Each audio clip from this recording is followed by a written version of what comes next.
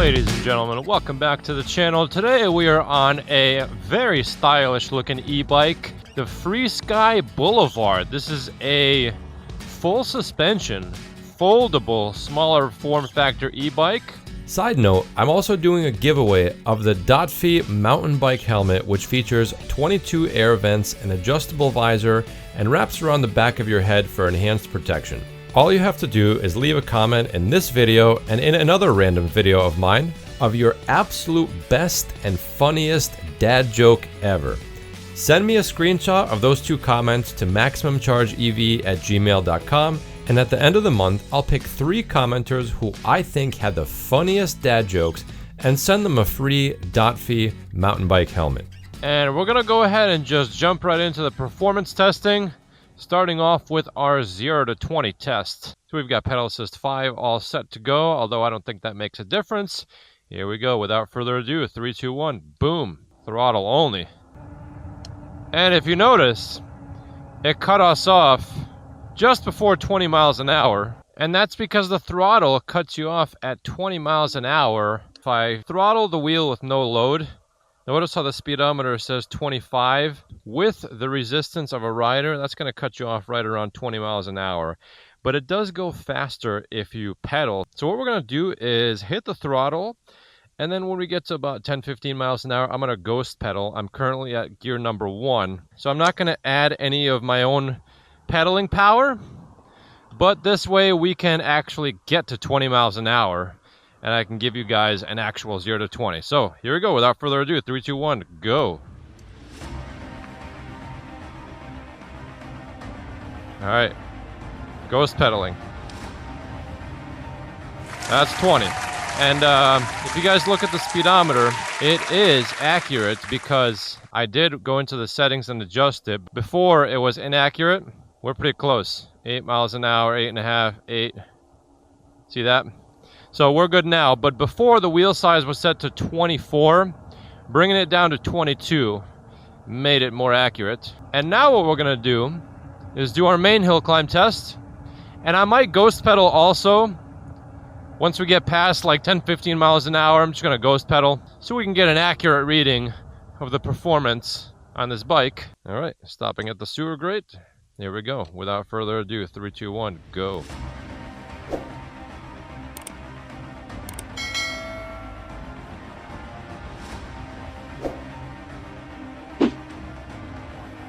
And I'm going to start ghost pedaling and let go of the throttle. There is no disconnect in power, thankfully, so that's good. Sometimes on some bikes you let go of the throttle, and even if you're pedaling, there's a blip in power, and this one is seamless, thankfully. So I'm ghost pedaling right now, just making sure we get full power.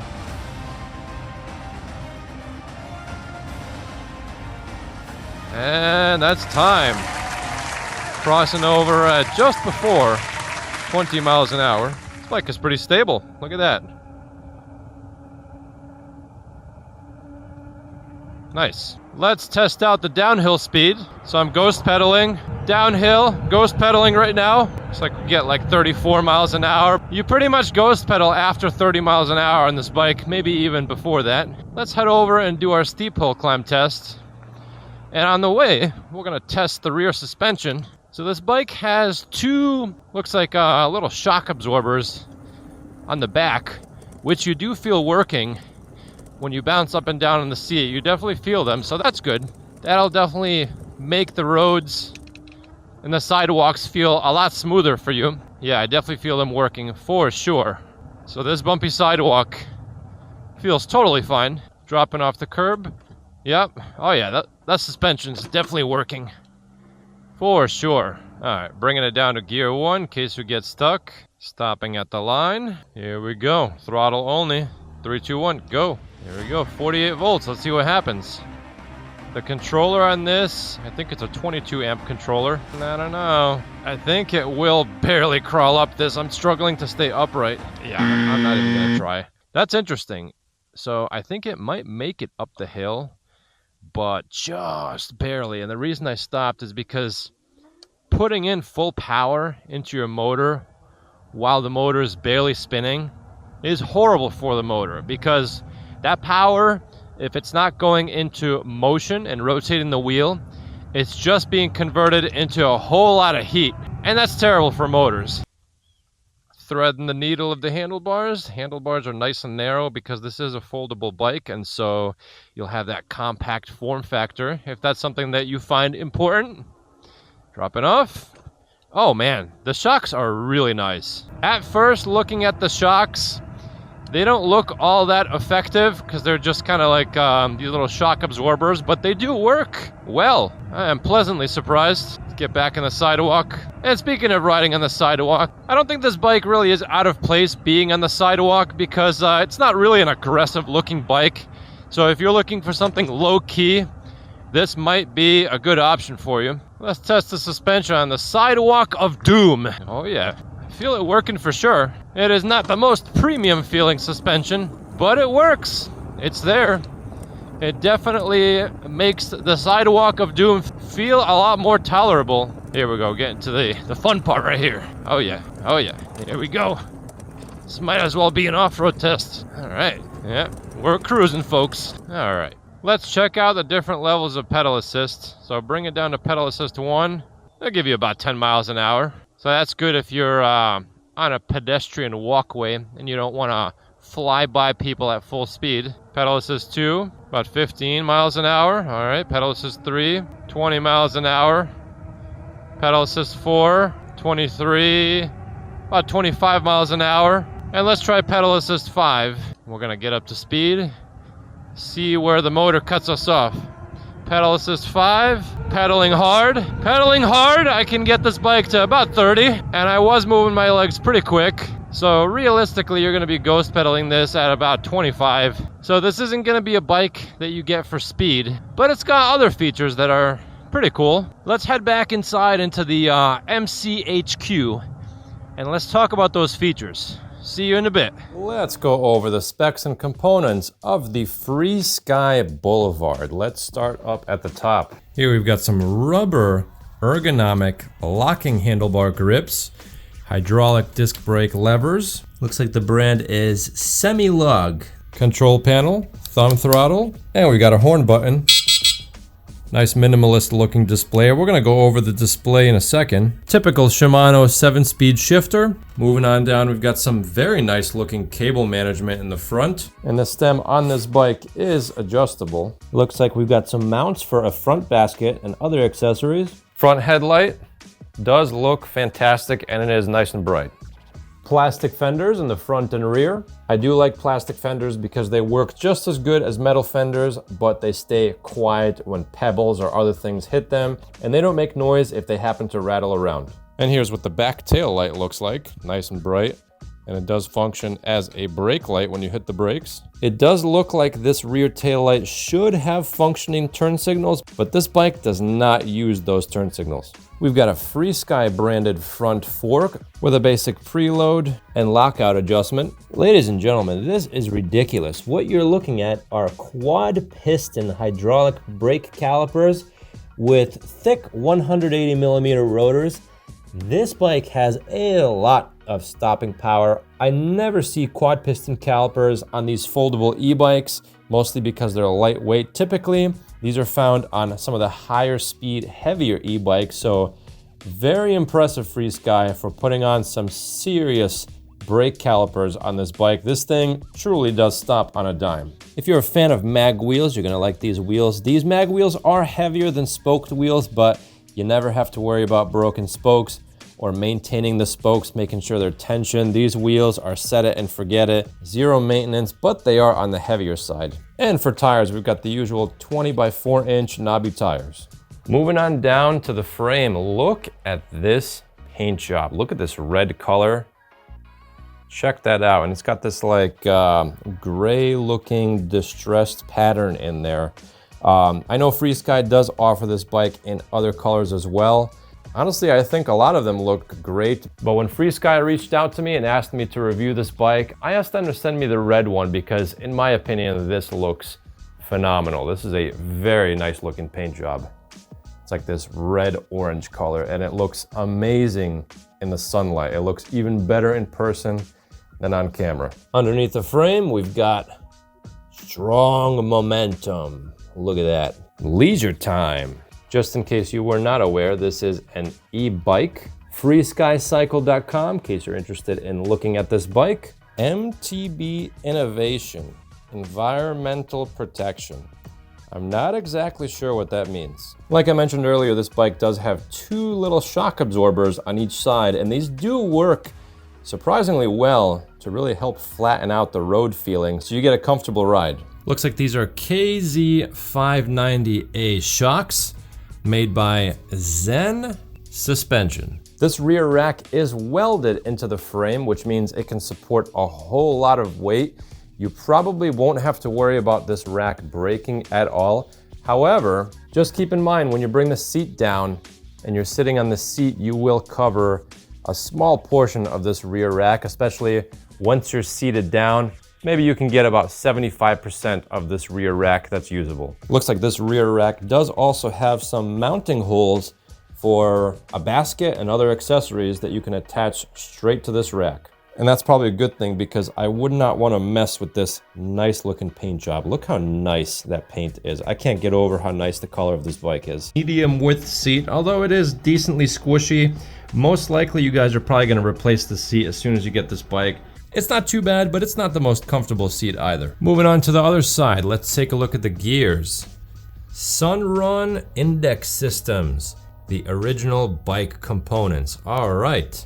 Here's our 7-speed transmission with the Shimano Tourney derailleur, no derailleur guard. The motor is a 750 watt geared hub motor, and the controller inside provides 22 amps of current, which means that at the nominal 48 volts that this bike runs at, this motor will peak at 1056 watts. Decently sized front chainring up front with 2 chain guards, very nice. That means the chain will probably not fall off. And of course we do have foldable pedals because this is, after all, a foldable bike. Here's what the center latch looks like to fold the bike. And here's what the latch looks like to fold the stem down. Looks like underneath we get a stand so that when the bike is folded up, it's not going to be resting on the chain ring. Instead, it's going to rest on that support right over there. To remove the battery, you use the supplied key, unlock the battery, and then there's a latch up here that you push down, and then the battery can easily slide out. Here's some specs on the battery itself. As you can tell, it is a 48 volt, 20 amp hour battery. To throw the battery back in, you just light it up at the bottom and push down, and it clicks in place. And here's our water resistant cover for the battery charge port. And this battery does come with a 3 amp charger. The bike does have these 2 stickers, one up here and one below, that says battery mounting bracket. And I'm not sure if you're meant to take these stickers off, because when you do, this whole thing is revealed underneath. I'm not sure if this sticker is supposed to be here to cover this area to increase waterproofing, so I don't know. We'll just keep it as is. You could take this sticker off and cover it up yourself with maybe some electrical tape. Similar story on the bottom. When you take that off, the same thing is exposed, so we're just gonna keep these on. To get into the settings of this bike, first you turn it on, you hold down the power button, and then go ahead and hold the plus and minus buttons. And now it's gonna ask you for a password, and that password is 1313. Press the plus button to bring it to 1, and then press the I button to move it to the next digit. Bring that to 13, 1. Now I wouldn't mess with any of these settings except for wheel size to make sure that your speedometer is accurate. You go ahead and do that by just bringing it all the way up to 6P where it says 22. Before it was at 24. Bring it down to 22 to make sure your speedometer is accurate. In the settings, there is a speed limit, which is 62 miles an hour. That's all the way up. That's as high as it goes, because when I try and push it higher, it went down to 1. So it came to me at its full limit. If you guys know of a way to get this bike to go faster, let me know in the comments below. But besides the wheel size setting, I wouldn't mess with any settings in here. For me, this bike weighed in at just over 80 pounds, about 82 pounds. So it's not exactly the lightest bike for a foldable e-bike, probably because it's got the mag wheels, it's got the rear suspension in the back, and the 20 amp hour battery, which by the way, does come in for me at about 11 pounds. And guys, let's lower the seat down all the way. Here's what I look like on the bike at 5'10", My inseam is about 29. As you can see, my arms are a little bit on the higher side if the seat is at its lowest position. Pedaling this bike, not very comfortable in this low position. And as you could tell, if I had something larger back here on the storage rack, my butt would probably be pushing the bag off or whatever I had back here. So keep the seat a little bit on the higher side. For me, something comfortable might be somewhere around there. Keeping the seat at this height might be a little bit more comfortable for someone like me. That way I can get much better extension on my legs, and my arms are a little bit lower as well. Getting on and off this bike is super easy. As you can tell, the step through area is very low. So if you have any kind of issues swinging a leg over an e-bike, you can easily step through this frame getting on and off the bike. And here's what the front suspension looks like. Pretty good amount of travel. The rear suspension, not bad. It does work. Folding this bike is pretty straightforward, just like any other foldable e-bike. There's a latch right here. You push that forwards, go ahead and open up the latch, turn the wheel towards you. I like to push my leg in the middle to get that initial brake in the center. And then from there, you could easily fold it up. And then of course you could do the same thing with the handlebar as well.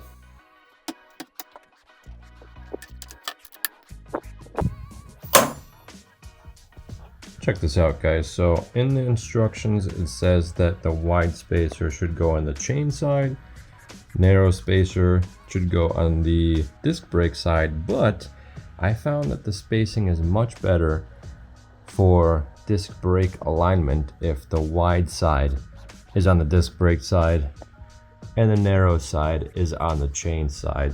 So follow the instructions, but personally, I tried both ways and this way worked out better for me. For whatever reason, the headlight cable was very long, so I went ahead and used a couple zip ties to zip it up to the rest of the cables, and that made it look much better. In the box, you also get a couple extra items, so storage container, and inside you get some tools for assembly and roadside repair, and your owner's manual. And then in here is actually a bike lock. It's a combination lock with a chain underneath the sleeving, and this bike lock is fantastic as a secondary bike lock. Typically, what I would recommend is if you do have to lock your bike up, use a main stronger lock, like one of those U-locks or something with a very thick chain, and then this could be a secondary lock that you can put around your wheel or somewhere else. There's no such thing as theft proof, there's only theft deterrence. And if you have two locks, that's gonna add another layer of security and make it so that the thieves really have to work a long time to take your e-bike. And ladies and gentlemen, we are back to our main ride. Let's keep talking about this bike. Let's talk about the contact points on this bike. I do like that the bike gives you ergonomic styled handlebars, so you can just kind of rest your hands on the handlebars. You don't really need an aggressive grip on these handlebars because this isn't a bike that you ride aggressively. It's a lower power bike. The seat comfort is okay. It's not exactly the squishiest seat in the world. It's not the widest seat. Usually that doesn't matter anyway because a lot of you guys, first thing you do when you get an e-bike is you switch the seat out. I will say though that the rear suspension does make the seat feel more tolerable because it's either the shocks that are absorbing bumps or your butt. And in this case, it's both. But the shocks are helping quite a bit, so if this was a hardtail, I'd be having a very different experience. One thing that I do like about this bike is that it has a very low seating position, so this is perfect for a shorter rider. If you're probably close to like 5 foot, 5'1", 5'2", you would fit perfectly on this bike. However, if you are shorter, you're going to be really keeping your arms pretty high up there because this handlebar stem is pretty tall in relation to the minimum seat height right here. So I can bring this seat way down. And if you notice, if you're sitting, a lot of the rear rack is even taken up right there. So that's kind of interesting, but you can get the seat very low. So that is good. And of course, this does have an adjustable height stem. So we'll go ahead and ape hanger it right now. You know how we do it here, folks. Just for a little bit, just because it feels ridiculous. I feel like if the seat were any lower, I'd probably start losing blood flow in my arms because they're way up here. Oh yeah. Who needs a motorcycle with ape hangers when I've got the Freesky Boulevard? And get this ape hanger effect with these things. All right. The horn, it is decently loud. It comes out from the front headlight. All right, let's bring this back down. We're gonna head over to our long and somewhat steep hill climb test now and see if this bike can do it throttle only. One of the features about this bike is it has a 20 amp hour 48 volt battery, which is on the bigger side for a foldable style e-bike. So I do appreciate that Freesky gives you that. And so you will get a good amount of range with this bike for two reasons. Number one, the battery is on the bigger side. You get more watt hours available. Number two, this isn't a high current controller, so it's not a lot of power. It's not going to use up that power all that quick. And because the throttle does cut you off at 20 miles an hour, that does encourage you to pedal more. So more than likely you're going to be pedaling this bike. And with all of those factors combined, that means you're going to get a good amount of range from this bike. All right, here we go. We're doing throttle only. We're going up this big hill. See what happens. Ooh, slowing down now. It will definitely make it. It'll probably stay in this 8 mile an hour range for the rest of the hill. So it'll make you up a decently steep hill, throttle only. And of course, if you pedal, you'll definitely make it up the hill. I am feeling a good amount of vibration in the motor through the seat, actually. I really feel that motor vibrating in those lower speeds. Not a big deal. Top speed test once again. We can get to about 30 miles an hour on this bike, pedaling really fast. And that's plenty for a bike like this. The brakes are very quiet. Another awesome feature about this bike is that it has the quad piston calipers with 180 millimeter rotors.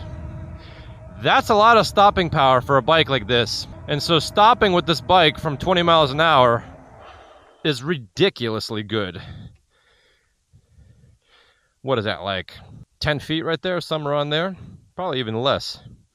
Ridiculously good stopping power on this bike. I honestly can't believe they put quad piston calipers on this thing. That's usually a premium feature on a lot of e-bikes. But ladies and gentlemen, we are gonna coast down this hill. Obviously right now my throttle is doing nothing. I might as well just not touch the throttle. Coasting down this hill, yeah, hit 40 miles an hour. Pretty stable though. Very stable at these speeds. Brakes work so good, oh my God. These brakes are insane. So what I'm gonna do is get this bike to about 10 miles and then show you on the screen right now what the voltage is. Final voltage after a 14-mile ride is 48.96 volts. So almost 49 volts. So my final thoughts on the Freesky Boulevard. Who is this bike good for?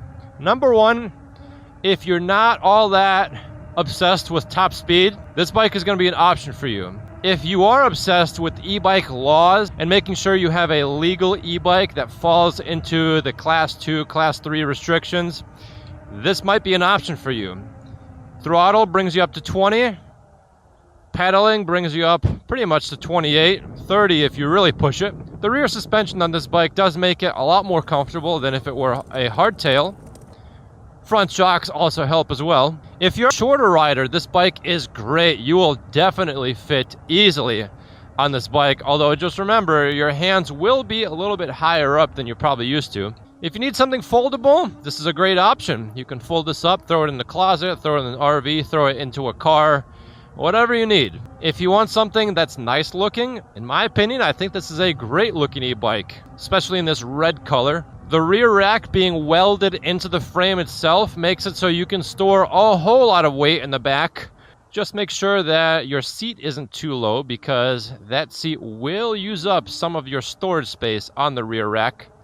The brakes on this bike are phenomenal. They are very, very good. So if you're a heavier rider and you have a lot of storage on the rear rack, which makes for a lot of weight to stop, you're going to stop on a dime with this bike. Those quad piston calipers, 180 millimeter rotors, that's a lot of stopping power. The battery capacity on this bike is amazing. So if you're looking for range, this is going to be a great option. 20 amp hours of battery. That's a lot for a smaller format foldable e-bike. And by the way, guys, if you do want to check out this bike, it is listed in the description below along with any discounts or coupon codes that are available.